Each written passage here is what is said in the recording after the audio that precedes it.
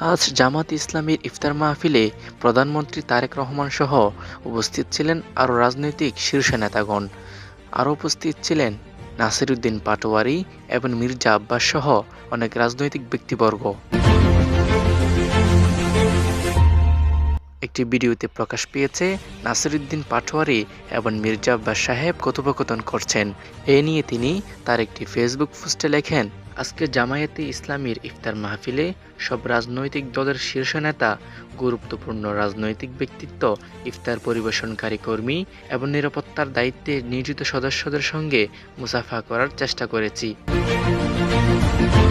কিছু গুরুত্বপূর্ণ কথোপকথন উল্লেখ করে তিনি আরও বলেন, জামায়াতে ইসলামীর আমিরকে বললাম আমার জন্য দোয়া করবেন।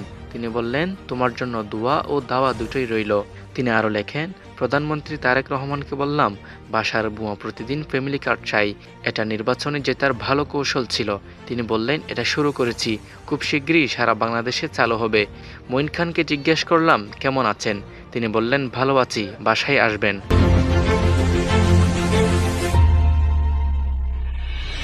স্বরাষ্ট্রমন্ত্রী সালাউদ্দিন ভাইকে বললাম শহীদ ওসমান হাদি ভাইয়ের হত্যাকাণ্ডের বিচার দ্রুত করবেন। তিনি বললেন, সঠিক বিচার নিশ্চিত করতে সময় লাগবে। এ সময় আব্বাস ভাইকেও বললাম ছোট ভাইয়ের সাথে এগুলো না করলেও পারতেন এবং তাকে আমার বাসায় ইফতারের দাওয়াত দিলাম। ইফতার শেষে একই টেবিলে প্রধানমন্ত্রী ও বিরোধী দলের নেতৃবৃন্দের কাছ থেকে বিদায় নেওয়ার সময় আবারও আব্বাস ভাই বললেন, দুষ্টামি করবে না। জবাবে বললাম, ছোট ভাইয়ের সিট এভাবে কেটে না নিয়ে ছেড়ে দিলেও পারতেন।